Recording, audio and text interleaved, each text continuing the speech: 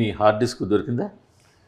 లేదు, దాంట్లో అవసరం లేదు కదా. లేదు, బ్యాకప్ ఉంది. ఓన్లీ ప్రాబ్లం ఏంటంటే పైరసీ అని మీరు పైరసీ అవుతుంది అన్న ఒకే ఒక రీజన్ తప్ప. బట్ ఇవాళ రోజుల్లో పైరసీ అయితే విత్ ఇన్ సెకండ్స్లో ఎక్కడి నుంచి పైరసీ అయింది అన్నది వచ్చేస్తుంది కదా. అది రిలీజ్ చేసే వాళ్ళకి తెలిస్తే చాలు. అది ఒకవేళ పైరేటెడ్గా రిలీజ్ చేయాలనుకున్న వాళ్ళకి కదా సార్ ఇవాళ ఇక్కడ. ఐ హోప్ అది 300 కోట్లు 400 కోట్లు పెట్టి ఒక సినిమా చేస్తే కీలకమైన విఎఫ్ఎక్స్ది ఒక కొరియర్లో పంపడం ఏంటి?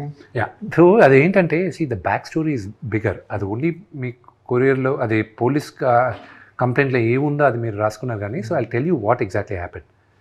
హైవ్ అన్న కంపెనీ ముందు ఆన్లైన్లో they sented to the DI studio. Okay, first pass పంపించినప్పుడు జిటర్స్ వచ్చాయి. సెకండ్ పాస్ పంపించినప్పుడు they were fine with it. But ఒకవేళ మళ్ళీ ఏమైనా వీళ్ళు ఇన్డెప్త్గా చూసినప్పుడు ఏమైనా ప్రాబ్లమ్స్ వస్తాయని మమ్మల్ని అడగకుండా, ఎవరిని అడగకుండా ఒక హార్డ్ డ్రైవ్ ఆ కంపెనీ వాళ్ళు కాపీ చేసి పంపించారు. బ్యాకప్ లాగా పంపించింది ఏంటి, మా ఆఫీస్ అడ్రస్కి కూడా పంపిలే. ఈ ఆఫీస్ అడ్రస్ జిఎస్టీ రిజిస్టర్డ్ అడ్రస్కి పంపించారు.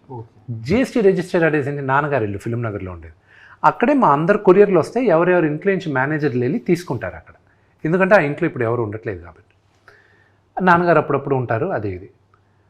ఇప్పుడు అక్కడేమైంది, నాన్నగారు ఎందుకంటే జల్పల్లో ఉంటారు. ఇప్పుడు ఇదేమైంది, ఇక్కడికి వచ్చేసరికి ఒక రఘువన్ అతను చూసి చరిత అని ఆవిడకి ఫోన్ చేసి ఇలాగ 24 ఫ్రెండ్స్ ఫ్యాక్టరీ పైన ఒక కొరియర్ వచ్చింది. అది ఇమీడియట్గా మాకు పంపించేసి, వాళ్ళు దేంట్లో బుక్ చేశారు, ఎలా పంపించారు, ఆవిడ దగ్గరికి వెళ్ళింది ఏంటి, అది ఎక్కడంటే మనోజ్ గారి ఇల్లు.